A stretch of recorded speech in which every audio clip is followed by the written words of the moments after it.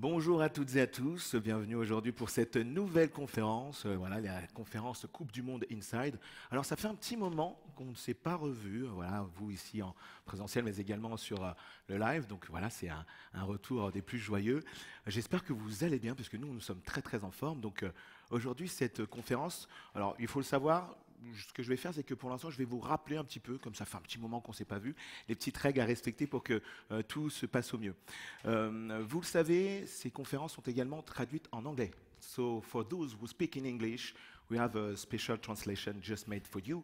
You just have to download the application on the App Store. The name of the application is Interprify.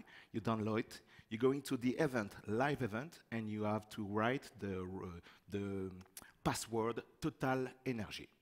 Voilà un petit peu. Donc ça, c'était pour l'anglais. Il faut également savoir qu'aujourd'hui, en anglais, on va switcher également sur l'interview. Nous allons avoir Makiko Tomita qui sera là. Donc elle pourra parler en français et en anglais. Et à des moments, je lui poserai également quelques questions en anglais. On a parlé de la traduction, donc on va avoir cet échange avec nos invités ici présents. Donc ça sera en première partie de cette conférence. La deuxième partie, c'est avec vous. Donc ici également, vous aurez le droit de poser quelques questions. Nous allons vous passer le micro. Mais également sur le live, vous allez pouvoir poser des questions. Comment faire? C'est très simple. Vous devez avoir deux petites fenêtres, comme vous l'avez ici indiqué. Deux petites fenêtres, deux petites bulles de conversation sur lesquelles vous pouvez cliquer. Et ensuite, vous pouvez poser vos questions. Pensez vraiment à voter pour vos questions. Ce que moi je ferai, c'est qu'en deuxième partie d'entretien, j'aurai un ordinateur ici, et pour les questions qui auront récolté le plus de votes, eh bien, je les sélectionnerai et je les poserai à nos invités. Voilà pour les questions. Ensuite, nous allons parler forcément. Alors, avant de passer au safety moment, autre règle à respecter, donc vous, sur le live, vous n'avez pas besoin aujourd'hui de votre webcam ni de votre micro. L'idée, c'est vraiment de pouvoir profiter pleinement de l'échange que nous allons avoir ici avec nos invités. Si vous avez un problème de connexion, la bonne vieille méthode, ça fonctionne avec les grippins, ça fonctionne aussi avec les connexions, on éteint et on redémarre et normalement ça devrait fonctionner. Le but de ces conférences, vous le savez, et je le répète encore une fois, voilà, forcément, nous avons une Coupe du Monde à venir dans quelques jours maintenant, on est dans une centaine de jours. Eh bien, le but de ces conférences est de vous faire patienter pour arriver à cette compétition qui sera et qui va se dérouler ici en France et dont Total Energy est partenaire. Ça, c'est l'un des premiers buts. C'est aussi de pouvoir je dirais, mobiliser toutes les énergies des collaborateurs. Donc, c'est pour ça qu'on vient auprès de vous. Il y a également une idée d'inscrire tous les sites, ou les sites Total Energy, dans ce chemin vers la Coupe du Monde. Donc, c'est pour ça qu'on fait souvent des conférences sur Paris, mais également à Pau, et pour aussi venir au plus près de vous. À chaque fois, l'idée également, c'est de recevoir ici des personnalités, des sommités, des experts dans leur domaine, je dirais des personnes du terrain, pour que voilà, elles nous parlent, qu'elles nous partagent peut-être des aspects que nous on ne pourrait pas forcément connaître. Et aujourd'hui, on va le faire avec deux personnes qui vont venir ici, donc on en parlera. Également, sur ce motif de conférence, vous savez que d'habitude, on a le safety moment. Le safety moment, c'est un moment où nous allons parler, nous allons aborder un autre sujet, mais toujours en relation avec le rugby et la World Cup. Et cette fois-ci, nous allons le faire en début de conférence. Et ensuite, nous allons laisser nos invités échanger avec moi.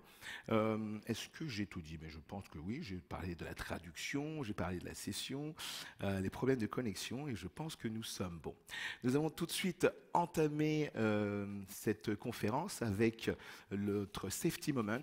Et pour ce faire, je vais vous demander, s'il vous plaît, d'applaudir. Nous allons accueillir le président de club qui va venir nous rejoindre.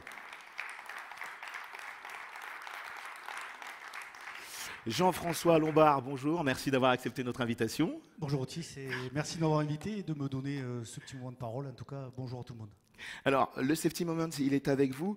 Alors, après l'AS Bayonne l'année dernière, cette année, nous avons le club de Chili-Mazarin qui évolue en poule 1 du championnat d'élite 1, qui a annoncé qu'il ne terminerait pas sa saison 2022-2023 pour cause de nombreuses blessures au sein de son effectif. Alors, la question, elle est posée, est-ce que la non-professionnalisation dans le rugby féminin est facteur de mise en danger pour les joueuses? Oui ou non? Qu'est-ce que vous en pensez? Alors bien évidemment, quand on fait un sport de haut niveau qui se joue avec les mêmes règles que le top 14, pour ceux qui sont amateurs de rugby, je sais qu'il y en a beaucoup ici à Pau, Il est évident que cette non-professionnalisation met en danger les joueuses dans le quotidien. Maintenant, à côté de ça, on a des protocoles, il y a les règles du jeu, parce que ça reste un sport de combat collectif, et dans tout sport, il y a des règles. Mais nous avons aussi les protocoles commotion qui protègent les joueuses.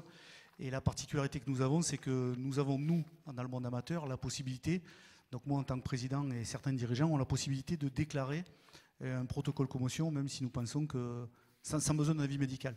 Donc les filles sont quand même protégées, les joueuses sont protégées, mais ça reste quand même, comme je le disais tout à l'heure, un sport de combat où les joueuses vont rencontrer des équipes de niveaux différents. Effectivement, Bayonne et Chimaz ont des problèmes d'effectifs, et notamment sur les premières lignes. Ce qui a fait qu'une fois que les joueurs sont blessés, on ne peut plus se retrouver dans des conditions de sécurité suffisantes pour pousser les mêlées. Encore une fois, je vous le rappelle, c'est une règle de catégorie A comme le top 14.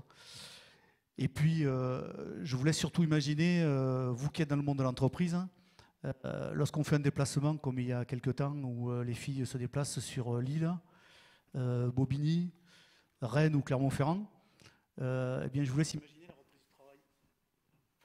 Je vous laisse imaginer, la reprise du travail le lundi matin, après s'être fait, allez, je vais dire gentiment, quelquefois marcher dessus ou mâcher par des grosses équipes du haut de tableau qui comptent de nombreuses joueuses de l'équipe de France.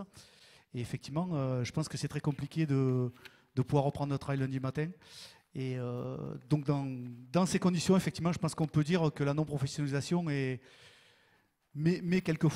assez souvent la joueuse en danger, malgré toutes les conditions et tous les protocoles qui sont appliqués pour les protéger. Maintenant, est-ce que la professionnalisation nous permettra d'éviter cette mise en danger? Je crois qu'aujourd'hui, si on fait un parallèle rapide avec le monde du sport professionnel, le rugby reste et restera un sport de combat, et il y aura toujours quand même une mise en danger, en tout cas inhérente à ce sport. Merci beaucoup, Jean-François.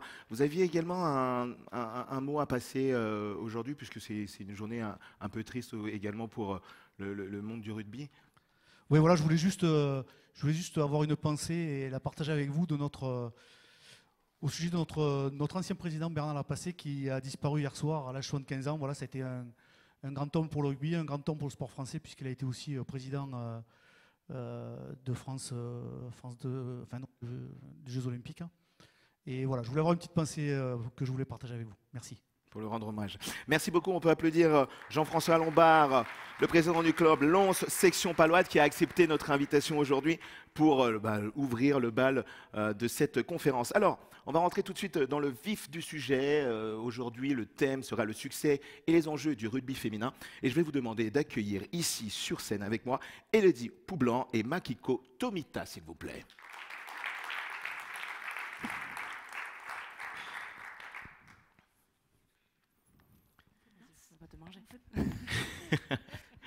Bonjour à vous, merci d'avoir accepté l'invitation. Avec plaisir. Alors pour débuter, pour faire un petit peu connaissance, est-ce que, voilà, peut-être Élodie, est-ce que vous pouvez vous présenter rapidement, s'il vous plaît? Alors oui, Élodie Poublan, 34 ans. Donc je suis native de Pau et je suis éducatrice sportive et je joue au rugby pendant 20 ans. Voilà. Je me suis un peu exilée sur Montpellier pendant une dizaine d'années avant de revenir aux sources il y a maintenant 3 ans. Voilà. Donc tout se passe bien. J'entraîne Lons à l'heure actuelle depuis l'an dernier et voilà, tout va bien. Tout va bien. À toi, Maki. Makiko, can you quickly introduce yourself? You can do it in French or in English, oui. as you want. J'essaie français. Yes. Moi, je suis Makiko, je suis japonaise. Je suis arrivée en France l'année dernière pour jouer du rugby pour Lons. Mais j'ai fait du rugby pendant plus que 40 ans, je crois. Et j'ai fait... j'aime bien... J'ai commencé à parler français, mais un peu stress pour parler, donc peut-être je dois parler anglais des fois. Non, mais sans aucun problème. D'ailleurs, alors, si si je me souviens bien, vous n'avez pas forcément commencé par le rugby. Vous avez un parcours assez similaire puisque vous avez commencé par d'autres sports et ensuite vous êtes venu au rugby. Qu'est-ce qui a décidé, qu'est-ce qui a fait le choix de rester peut-être dans le rugby? Je commence. Ok. Donc moi j'ai commencé par un autre sport collectif. J'ai commencé par du hand et moi mon petit frère du coup qui faisait du rugby déjà depuis un an et moi voilà, j'habitais sur Gand donc forcément le sport national c'est un peu le rugby et j'ai jamais eu de difficulté avec mes parents, ils m'ont mis directement, j'avais 7 ans je crois donc j'ai commencé à 7 ans et voilà, c'est mon frère qui m'a donné l'envie de faire du rugby, de le voir rentrer avec les copains et voilà, d'aller le voir jouer, ça me plaisait. Et en fait, j'aimais pas cette sensation de devoir être séparé de suite, garçon-fille, même à 7 ans au handball. Moi, je voulais jouer avec mes copains, donc j'ai trouvé la solution en allant au rugby. Le jeu avant voilà. tout. Je jouais avec mes copains et c'était très bien. Et vous, Makiko? Et moi, j'ai fait du basket d'abord. Et quand j'avais 14 ans ou 15 ans, j'ai commencé le rugby parce que j'ai fait beaucoup de fautes dans le basket. Tout le monde m'a dit commencez plus de contact. Et ça me plaît quand j'ai fait le plaquage. Ah, waouh, ok, je commence le rugby comme ça. Parce que mon père a joué du rugby avant, mais il n'a jamais pensé que je peux jouer parce que j'étais féminin. C'était pas women's rugby, c'était pas très connu, même si au Japon aussi. Donc maintenant, c'est développé maintenant. Donc, Et where your passion for rugby come from? What's happening that one day when you decide to become a professional sportswoman? Ben, moi, j'ai fait beaucoup de rugby pour l'équipe de Japon aussi, mais il n'y a pas beaucoup de grands championnats. Ben, il y a Coupe du Monde, mais on était très très mal. On n'était pas dans très bon niveau comme Elodie. Donc, avec le Jeux olympiques 2016, c'était 2016, on a tous développé, on a tous changé l'équipe du Japon et on a beaucoup d'argent pour faire l'entraînement parce qu'on était très amateurs. D'accord. Et, mais avec cette opportunité, j'ai moi décidé, ok, je dois être un peu plus que je fais maintenant. Mais c'était comme le athlète. Athletes. So I just started to try to play like athletes, just like in the Olympics. And then I changed my mind that I want. So that means with the training, sometimes with the sacrifice to. Ah oui. Ok. Ouais. Ok. Et vous, Elodie, du coup, cette passion, elle est venue de votre frère. Mais quand est-ce que vous vous êtes peut-être dit, ok, c'est vraiment là que je veux être et c'est là où je dois être et c'est ça que je veux faire? De suite, en fait, quand j'ai commencé, c'est un d'accord. sport qui m'a plu. J'adorais ça. J'adorais tout, en fait, que ce soit les plaquages, le ballon, courir. Voilà, c'est vraiment quelque chose. Et puis j'avais toujours en tête, c'est bête, mais j'ai un peu l'esprit de compétition. Je suis un peu mauvaise joueuse aussi. Donc j'ai toujours su ce que je voulais. Et je savais qu'il y avait une équipe de France. Pour moi, c'était vraiment très très loin. Et ça a été long parce que quand on commence à 8 ans et qu'on se dit je vais arriver là, il y a à peu près 10 ans à attendre encore. Ouais. Donc voilà, j'ai toujours su ce que je voulais et je me suis toujours donné les moyens d'y arriver. Et voilà, ça a été dur, hein, ça a été fait de sacrifices et beaucoup de sacrifices. Mais voilà, je suis arrivée à ce que je voulais faire. Et justement, sur ce chemin entre ces 8 ans et cette carrière aujourd'hui, est-ce qu'il y a une personne en particulier ou peut-être un événement qui a été marqueur pour vous?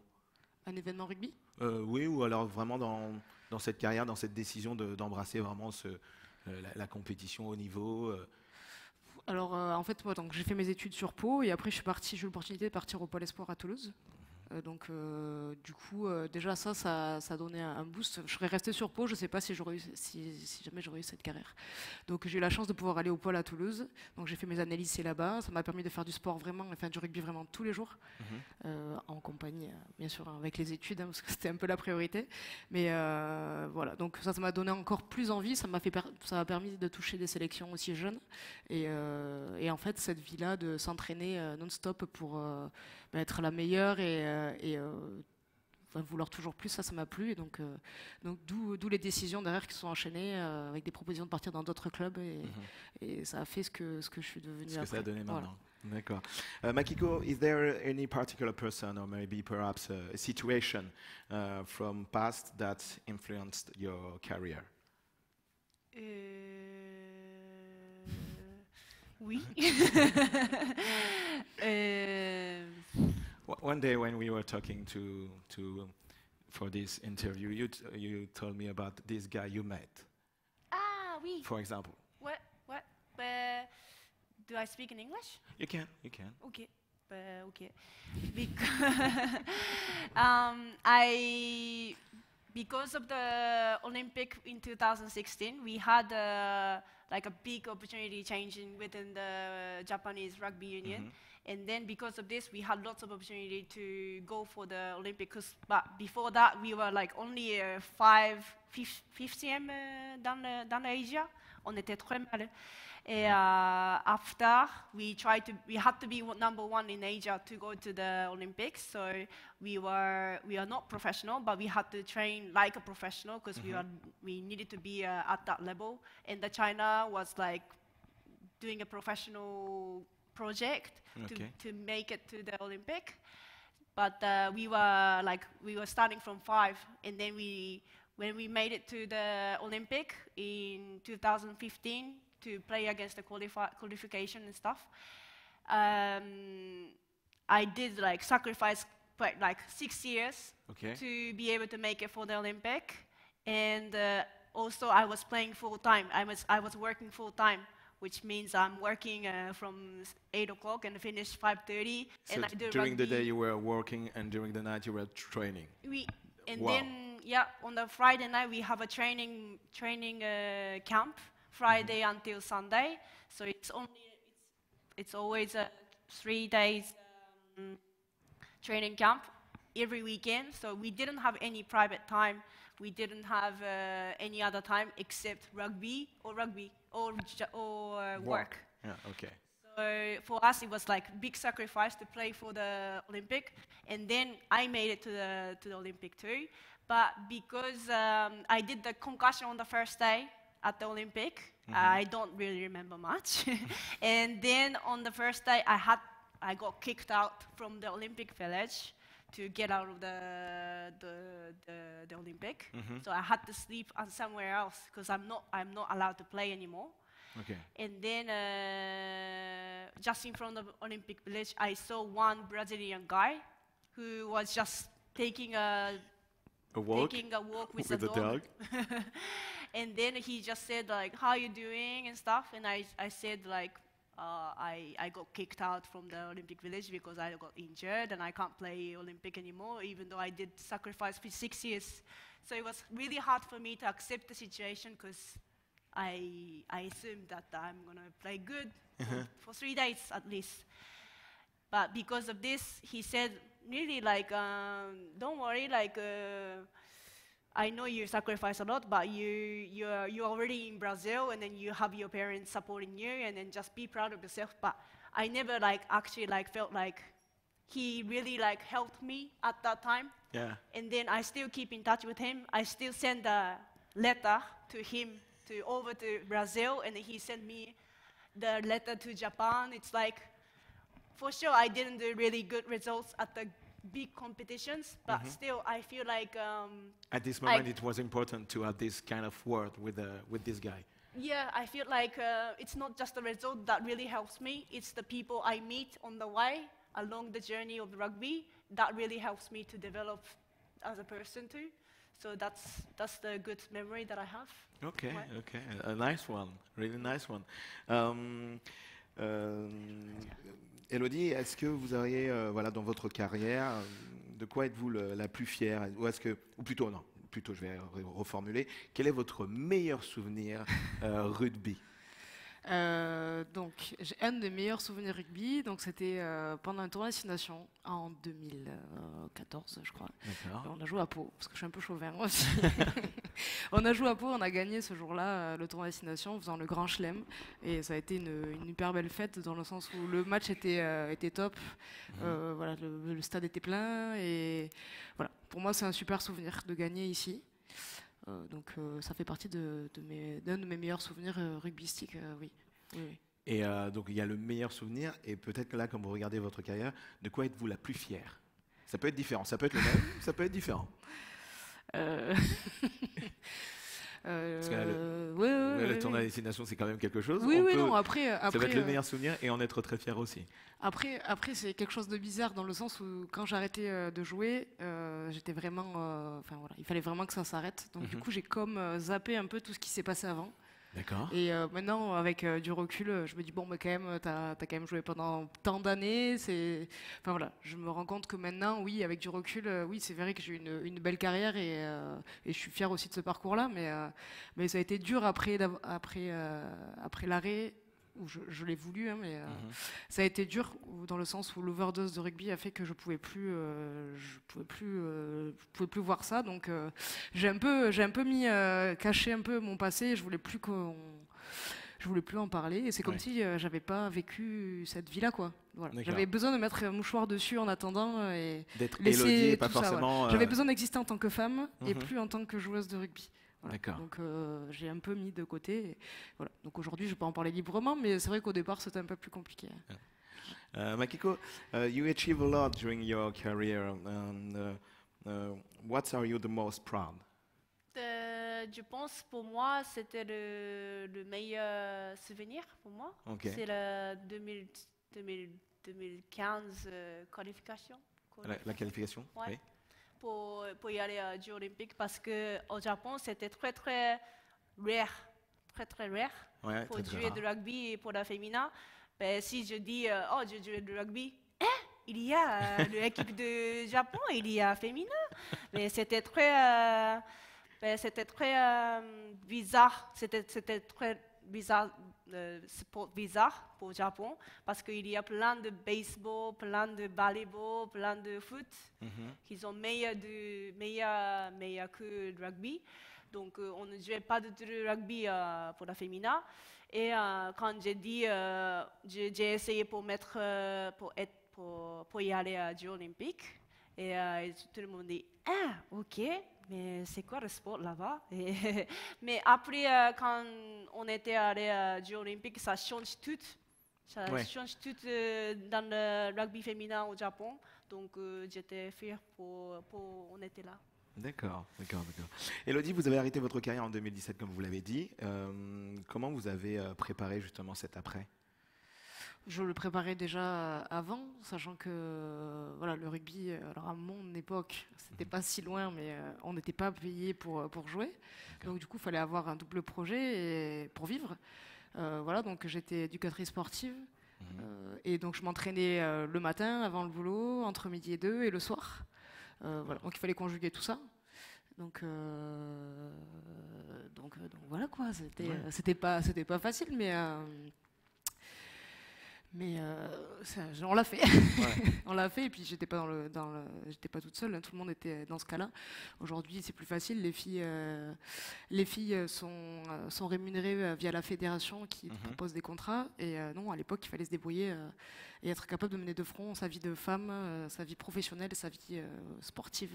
Est-ce qu'on a les clubs ou la fédé qui vous aident un petit peu sur cette préparation de l'après, ou en tout cas sur la gestion d'un double planning? Alors, on va pas se mentir, pas forcément. Alors, à l'époque, pas forcément, dans le sens où on prenait, par exemple, les filles étaient étudiantes, où on travaillait, on devait prendre sur nos congés pour pouvoir aller sur les rassemblements, ou prendre des congés sans solde, enfin, c'était comme ça. Okay. On le savait, donc on avait signé pour ça.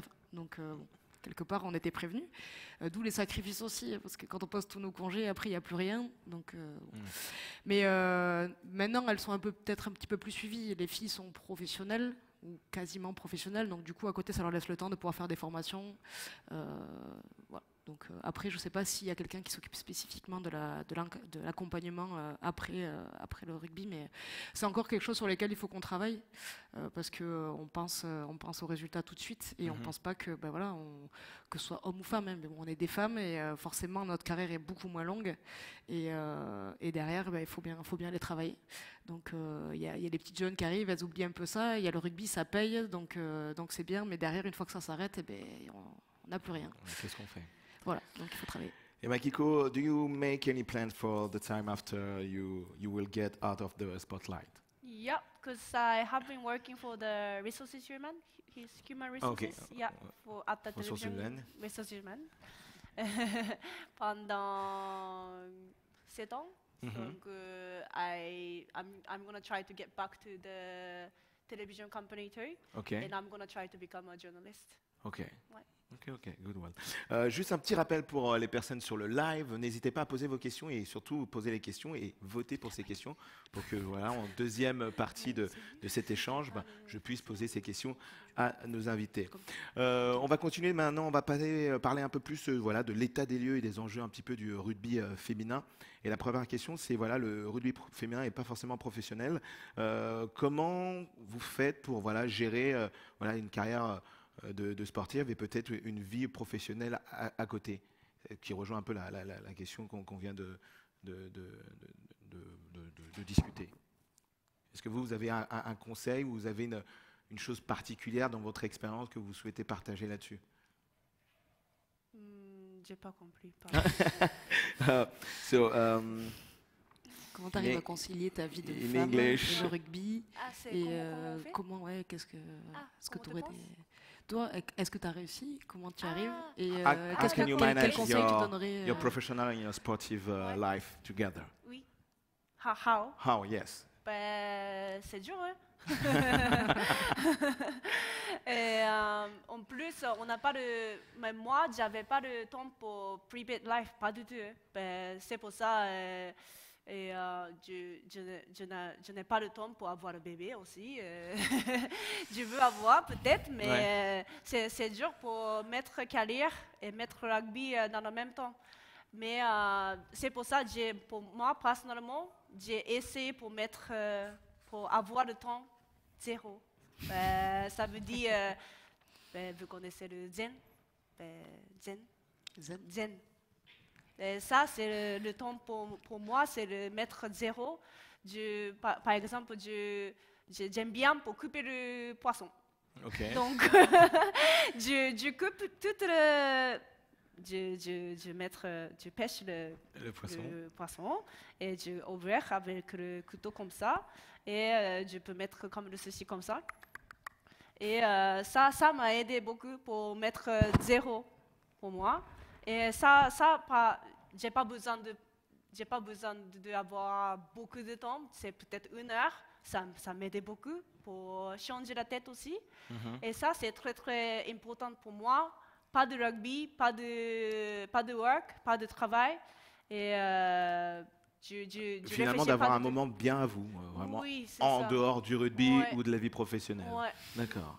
Et je peux être toute seule et ça m'a aidé beaucoup pour changer la tête. Quand j'avais le stress du rugby, quand j'ai mal, je ne réfléchis pas du tout à autre chose que de poisson, quoi. D'accord, ok. Donc, peut-être votre conseil, Makiko, si on a envie de se détendre, si vous vous sentez un petit peu stressé, coupez du poisson. Ça vous détendra. On va garder ce conseil, Élodie, comment vous voyez l'évolution du rugby féminin et sa pratique aujourd'hui? Alors ça a eu un essor énorme ces dernières années. La médiatisation fait aussi que ça a évolué. Je pense que le rugby féminin il y a eu un déclic avec la Coupe du Monde en 2014 qui s'est faite en France. Déjà, ça a été hyper bien suivi au niveau des médias. Il y a eu beaucoup de monde sur les stades, suivi de celle de 2017 où ça a été très bien médiatisé aussi. Et là, quand on voit aujourd'hui, par exemple, un Angleterre-France féminin au tournoi où le stade, le Twickenham, il y a plus de, je ne vais pas dire de bêtises, mais peut-être plus de 30 000 ou 40 000 places. 55 000, voilà, 55 000 places vendues. On se dit qu'on a réussi à faire quelque chose quand même. Donc, il y a encore du boulot. parce qu'avec le rugby féminin, on fait 3 pas en avant et puis 2 pas en arrière. Et puis après, ça réavance pour reculer. Voilà, c'est jamais simple. Ouais. C'est toujours comme ça. Donc, pourvu que ça dure, et puis là, voilà, comme on disait tout à l'heure, il y a 35 filles qui sont sous statut à 75% professionnels avec la Fédération française de rugby, qui sont réparties dans les clubs de France. Et voilà, ces filles-là ne sont payées qu'à s'entraîner. Voilà. Mais par contre, il y a toutes les autres qui doivent faire exactement la même chose, alors qui visent pas forcément le niveau international, mais qui doivent aussi, qui ont des ambitions en championnat et qui doivent s'entraîner peut-être autant qu'elles, mais Alors sans justement, leur métier. est-ce que cette exposition de l'équipe nationale, comment ça se récupère en fait sur les clubs? Est-ce qu'on en voit un petit peu ou pour l'instant c'est encore difficile de pouvoir le voir, en tout cas les résultats sur le sport en général, mais sur les clubs? Vous allez voir, vous prenez le championnat d'élite 1, vous regardez les 4 premières équipes et vous verrez que tous les internationales sont dans ces clubs-là. Donc c'est quand même plus simple, plus facile pour les clubs d'être dans le haut de tableau avec autant d'internationales et puis avoir autant de filles qui s'entraînent souvent et tout le temps en fait. Donc c'est plus simple que nous par exemple où on a 0 international, on a des filles qui travaillent, des filles qui viennent de Bayonne, de Salis, on a des filles qui font 1 heure, 1 heure et demie de route pour venir s'entraîner 3 fois semaine. On a des agricultrices qui en sont à leur compte, on a de tout. Et voilà, ces filles-là mettent entre parenthèses un peu, il y en a qui perdent de l'argent pour venir aussi, elles mettent entre parenthèses leur vie professionnelle pour cette passion-là, parce que à ce niveau-là, c'est une passion, quoi. Donc voilà la différence entre des clubs de haut tableau et nous, où on essaie de vivoter avec les filles qui donnent tout ce qu'elles ont, mais qui font ce qu'elles peuvent avec le niveau qu'elles ont et puis la vie qu'elles ont aussi à côté.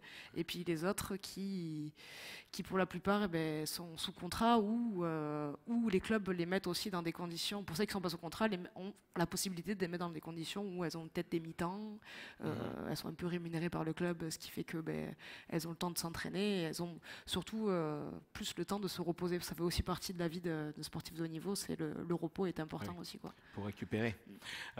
Makiko, justement, quelle est la différence entre le rugby féminin ici en France et au Japon? Je pense si je mets un mot, ça marche ou pas? Oui, ça marche. Ça marche. Je pense que la discipline, c'est très très différente. La discipline, hein? Discipline. D'accord. Entre France et Japon. Et en plus... Est-ce que vous auriez un petit exemple? Par exemple, je pense qu'on toujours respecte toutes les règles, mais au Japon, par exemple, si on a un entraînement 19h, si on n'est jamais arrivé tard, peut-être tout le monde est arrivé 30 minutes d'abord, 30 minutes avant l'entraînement. Et ça, c'est très différent. Élodie qui sourit. Mais ça, c'est différent aussi parce qu'au Japon, si tu es haut niveau, tu as le travail aidé beaucoup. Par exemple, si j'ai entraînement 19h, je peux partir avant. Mais en France, on est LI1, mais ce n'est pas directement avec l'entreprise parce qu'on travaille, par exemple, j'ai entraînement 19h, mais 2 fois, je dois travailler jusqu'à 18h30. Ça veut dire que je n'ai pas de temps pour être là sur pile. Donc, je pense que l'organisation, c'est un peu différente aussi parce que par rapport au club, par rapport à international, par rapport à la situation, c'est très différent, quoi. Merci beaucoup pour votre réponse.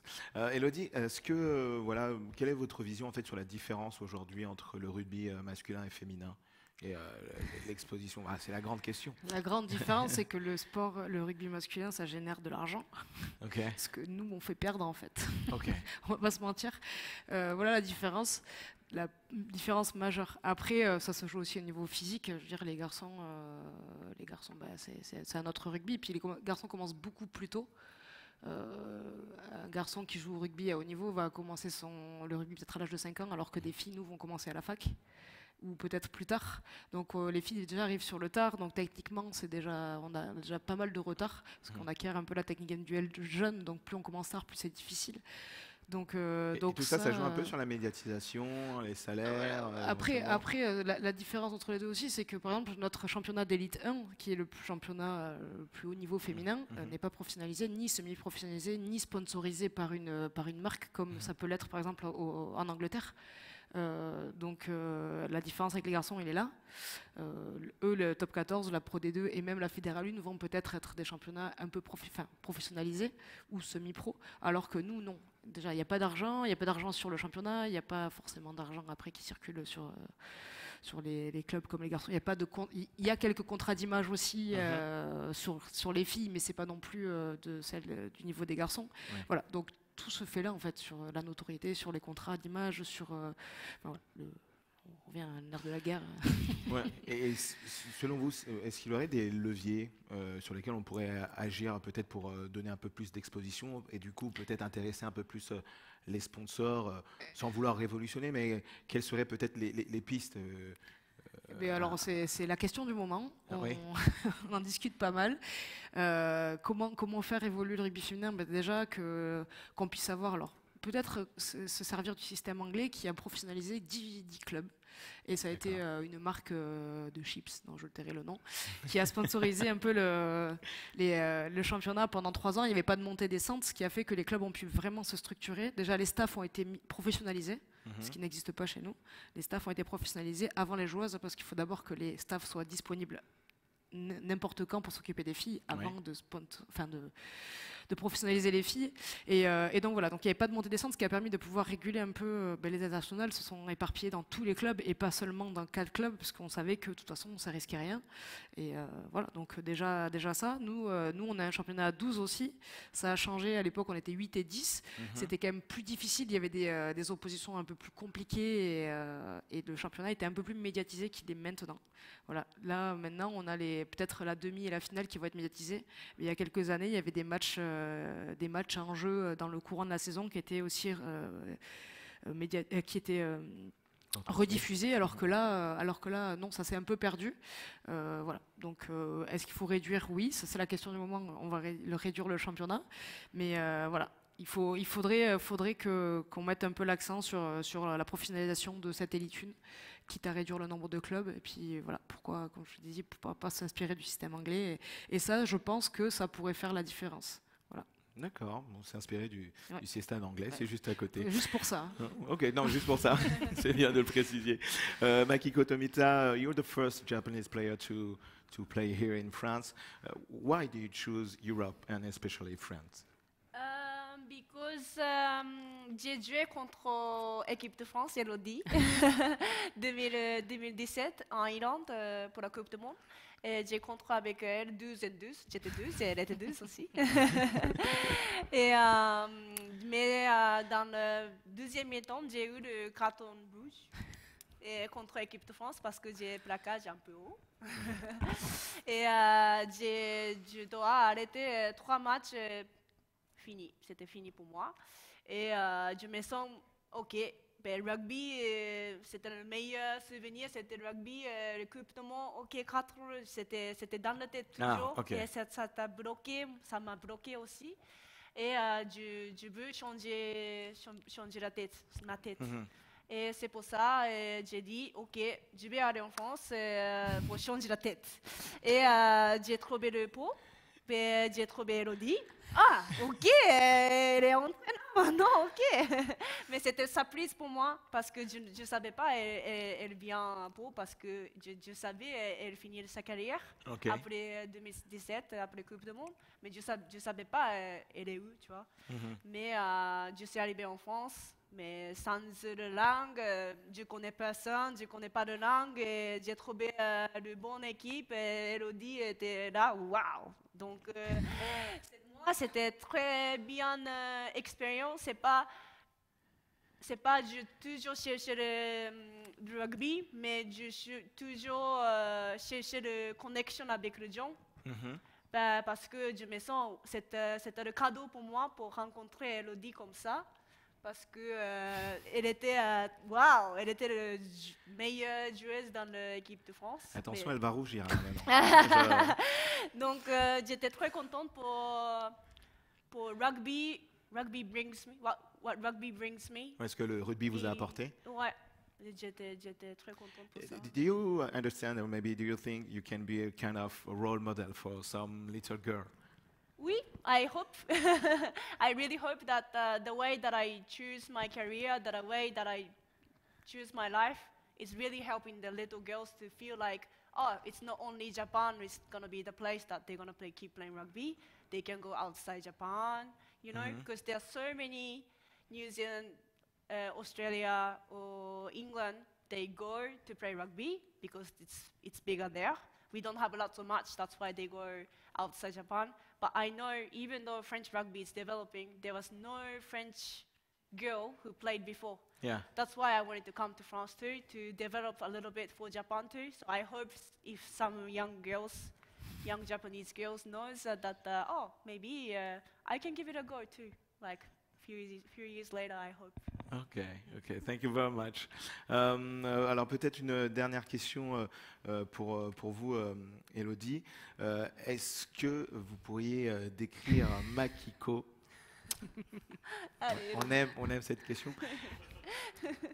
Est-ce que vous pourriez décrire Makiko en un mot? Ok, alors je vais Prenez votre tricher, temps, je vais parce que faire tout le monde attend, là. en un mot, mais en deux fois. En deux? Parce qu'il y a la Makiko rugby et la Makiko en dehors. Oh. Elles ne sont pas les mêmes. La Makiko rugby, c'est une combattante, dans le sens où voilà, elle est arrivée, elle connaît personne, elle s'est imposée sur le terrain et voilà, ça ne fait pas rire hein, quand on l'a en face. Enfin, je veux dire, c'est mieux de l'avoir dans son équipe. Et voilà, après, malheureusement, elle a connu des blessures, que ce soit l'année dernière ou cette année. Elle s'accroche pour revenir le plus vite possible et même si ça fait mal, voilà.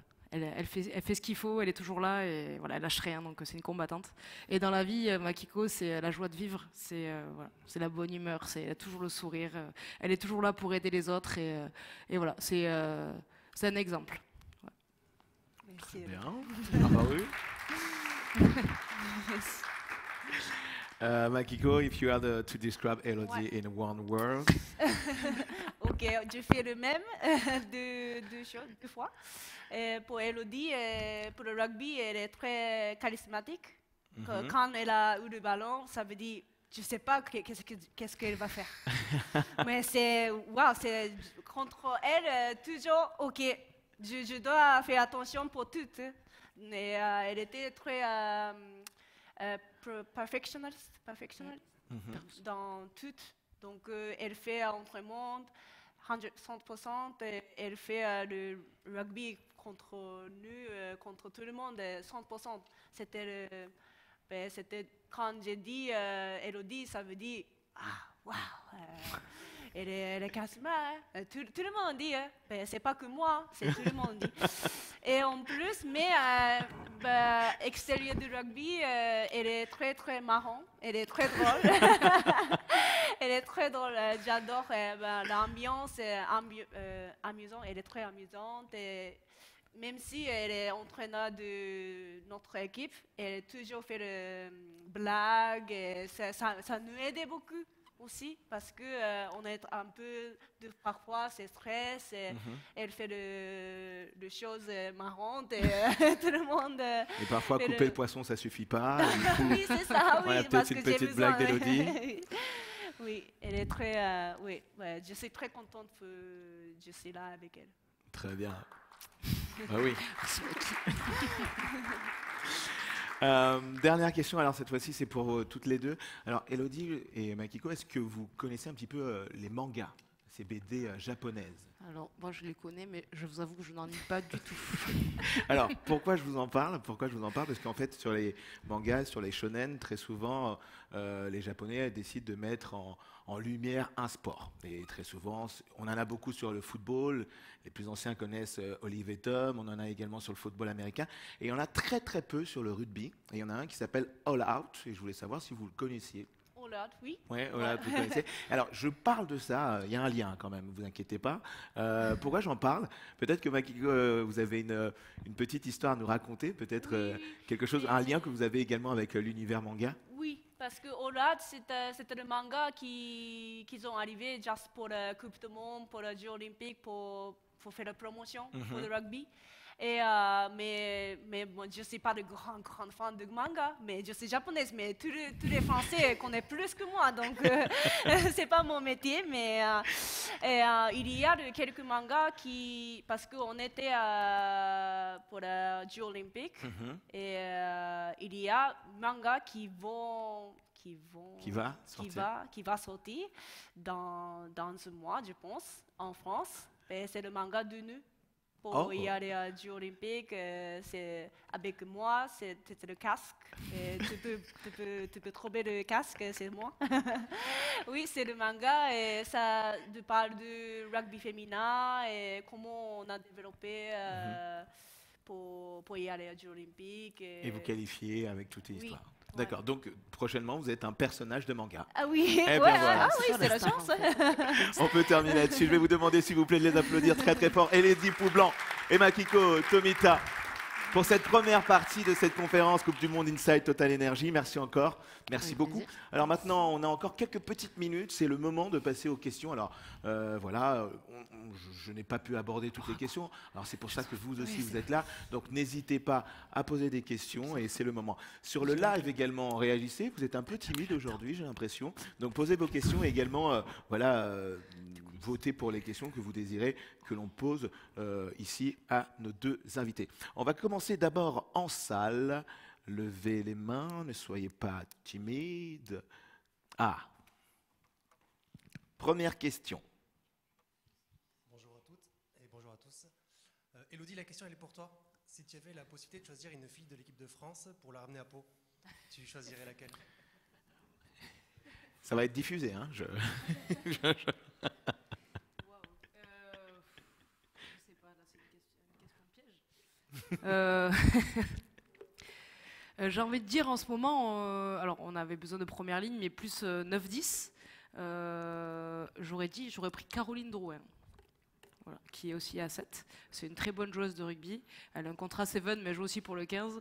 Et donc à choisir, je prendrais Caroline Drouin. Très bien. Ah bien sûr, mais Margot, je l'ai appelée. Après, si vous pouvez faire un petit appuyé pour moi aussi, ça peut m'aider. Voilà. Non, Margot Ducès est une très bonne joueuse aussi. Et avec grand plaisir, je l'accueillerai dans le club. Eh bien Margot, le message est passé.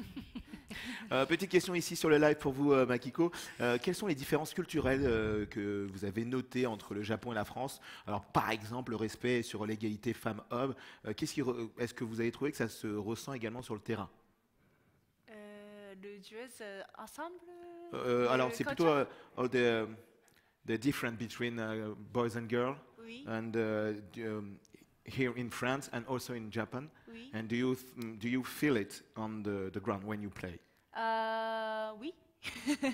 Oui, je me sens la différence sur le terrain aussi. Oui. Et est-ce que vous avez noté une différence? Il y a quelque chose qui vous a interpellé?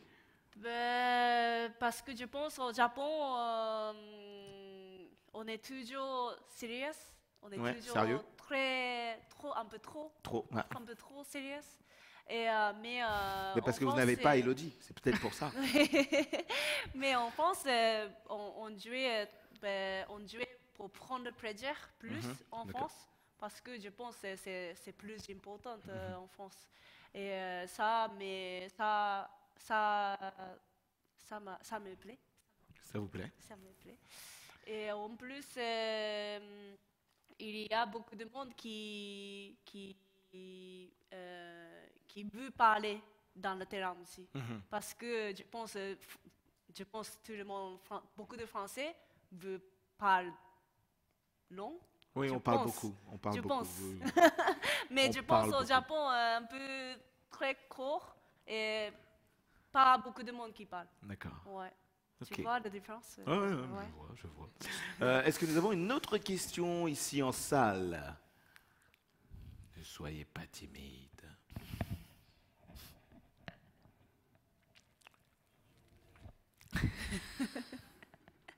C'est pour toi, Elodie.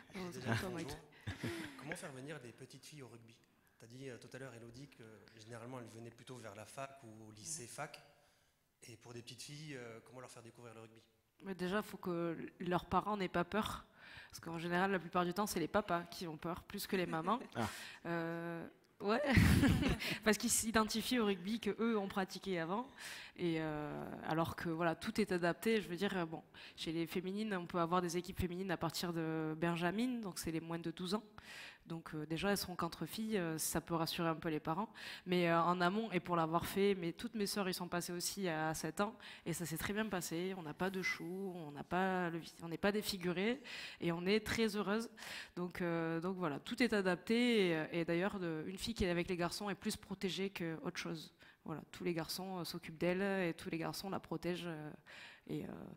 Voilà, c'est un sport comme un autre. Il y a un peu plus de combat et un peu plus de contact, c'est sûr, mais c'est pas plus dangereux qu'ailleurs. Voilà. Et ça apporte aussi tout cet esprit un peu collectif et ce qu'on retrouve à l'école de rugby. Enfin voilà, c'est des super souvenirs.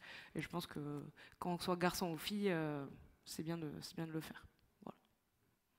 Je sais pas si je vous ai aidé, mais vous avez une petite fille à mettre au rugby? Ouais, faut pas hésiter surtout, allez-y.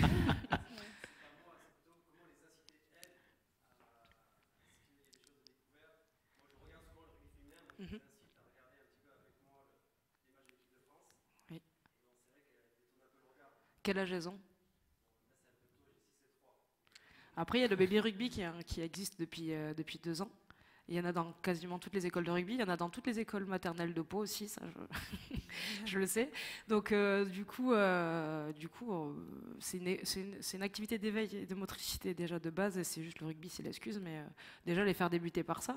Et puis après, voilà, on peut pas les forcer. Hein. Si elles aiment pas, elles aiment pas. Hein, mais voilà, il faut. C'est comme ça. C'est comme ça. Peut-être qu'au départ, les petites filles, elles sont pas poussées par ça. Je dis parce que il y en a beaucoup que je connais qui sont arrivées sur l'âge de 12-13 ans parce que les copines avec qui elles sont à l'école, elles font du rugby et c'est plutôt, elles s'entendent bien, c'est plutôt cool. Et les filles plus que les garçons vont aller jouer au rugby parce qu'il y a leurs copines et plus pour l'ambiance que pour d'ailleurs la performance. Mais bon, on a aussi besoin de ça. Nous avons peut-être une question de Pascal Breton, juste ici avec nous. Surfer sur cette dynamique d'attraction. Coupe du Monde cette année, donc énorme vitrine en France et à l'international. Est-ce que dans un club comme Lens Section Paloise, vous allez essayer de profiter de cette vitrine pour justement faire de l'appel à l'attraction pour les jeunes, garçons ou filles d'ailleurs? Il va y avoir des actions de fête, j'imagine. Mais après, profiter de ça, oui, c'est sûr qu'une Coupe du Monde, ça fait toujours monter le nombre de licenciés, que ce soit garçons ou filles. Ça donne toujours envie parce que c'est du beau rugby, c'est du haut niveau, donc forcément tout est beau, tout est rose. Mais derrière, la réalité, c'est que Pau, j'en parlais tout à l'heure avec vous, Pau, on est une terre de rugby, certes. Maintenant, pour les femmes notamment, voilà, beaucoup de femmes s'orientent dans le rugby. Hein. J'en ai beaucoup qui sont dans le domaine du médical et notamment dans la médecine, la kiné et tout ça, il n'y a pas à Pau. Donc c'est difficile pour nous d'aller chercher des étudiantes. Notamment, voilà, on a une très bonne formation à Pau. Ce qu'il y a, c'est qu'on perd ces filles-là une fois qu'elles ont leur bac parce qu'elles cherchent des études un peu plus poussées. Il y a très très peu d'études, on ne va pas se mentir, diverses et variées sur Pau. Donc voilà, attirer du monde pour des femmes, c'est plus difficile dans le sens où il faut leur trouver soit un travail, soit des études qui sont compatibles avec ce qu'elles veulent faire. Et voilà, on a plus tendance à perdre qu'à récupérer. Voilà. J'avais une autre question sur le live, Makiko, c'est pour vous. Alors, comment avez-vous appris le français? Est-ce que c'est sur le cours ou via des cours ou alors c'était entre 2-3 plaquages avec les adversaires? J'ai déjà parlé anglais d'abord. D'accord. Mais je suis arrivée aucun français, mais que le bonjour. Donc j'ai commencé l'année dernière pour apprendre français à la fac de l'université à Pau. Et j'ai commencé A, B, C, D, j'ai commencé 1, 2, 3, 4. Oui, la base. Comment on dit mais ça m'aidait beaucoup de parler anglais déjà parce que je ne réfléchis pas de japonais maintenant. Parce que si je réfléchis japonais, ça veut dire que je fais la traduction en anglais et français. Donc je réfléchis que l'anglais et fais la traduction dans la tête pour mettre en français. Oui, ça m'aidait beaucoup. Mais ça me plaît quand j'ai vu le rêve, Dream. En rêve, oui. dream Quand in French. Ouais, quand vous avez rêvé en français. Ouais, j'ai vu Ah. premier rêve dans français, c'était choqué. Moi, j'étais très contente pour voir. Ah, c'était français. Donc ouais, mais c'est petit à petit, c'est pas tout, c'est pas trop très top, mais Ah je non, mais comprends je vous bien. assure que c'est très bien. Je comprends bien qu'est-ce qu'elle dit entre mots. Et donc, mais c'était très bien aussi parce que c'était obligatoire pour moi pour parler français aussi. Parce que ça, c'est rugby m'a apporté aussi. C'est pas que rugby pour jouer mieux, pour la performance, mais la humainement. langue aussi. Mais ça m'a aidé pour la vie aussi. D'accord, merci beaucoup.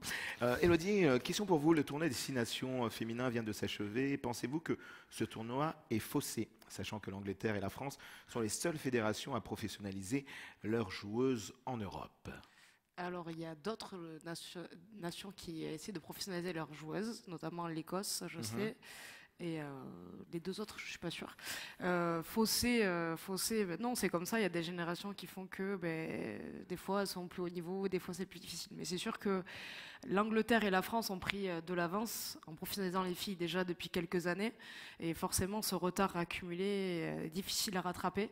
Même si elles démarrent maintenant, avec 4 ou 5 ans d'avance, forcément, il va falloir du temps avant que ça rattrape, quoi.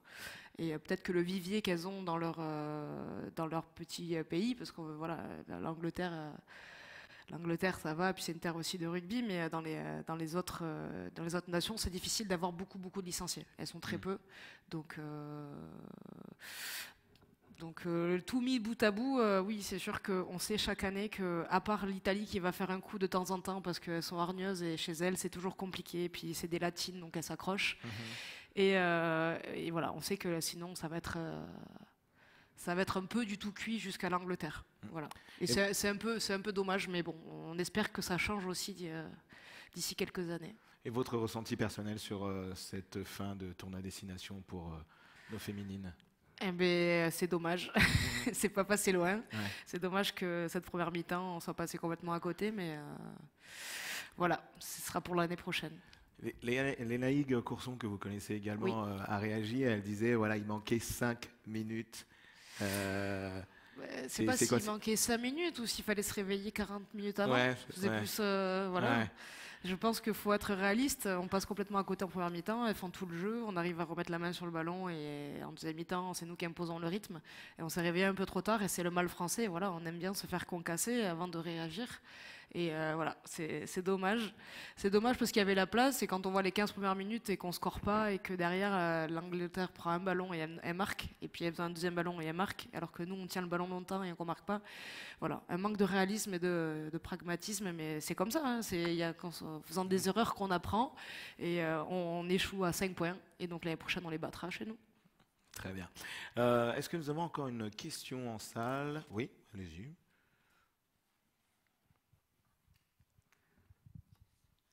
C'est plutôt un commentaire. Donc, je vous remercie déjà d'être venu, d'avoir pris du temps pour venir, c'était super. Je conseille à tout le monde d'aller voir les matchs à Lons de rugby féminin. Il n'y a pas beaucoup de monde, donc déjà on peut tous aider un peu le rugby féminin en allant les voir. Et c'est des super matchs. Et comme tu le disais tout à l'heure, il y a souvent pas mal d'internationales qui sont sur le terrain, c'est super sympa. Et après j'ai une question, mais c'est pas pour vous. Vous avez dit que le rugby féminin allait essayer de peut-être faire comme en Angleterre, essayer de se professionnaliser. Il n'y a pas une balle à prendre au bon, au total, sans faire d'en avant? Je ne sais pas. C'est bien vu. J'ai déjà posé la question vendredi à quelqu'un qui est venu ici. Je ne vais pas répondre directement à la question. En revanche, je peux dire quelque chose que sûrement la majorité des gens ne savent pas, c'est que c'est le Lons section paloise. Ça fait partie donc de l'écosystème section paloise et c'est dans le partenariat de Total Energy avec la section paloise. Donc c'est la réponse pour aujourd'hui. Mais... alors moi je vais vous poser une dernière question pour clôturer cet entretien. Si vous aviez peut-être un mot à dire pour la nouvelle génération, quel serait-il? Nouvelle génération. Tous Au les Japon. Oui, peut-être au Japon ou en France. Je ou peux dire en japonais. Ça. Ouais.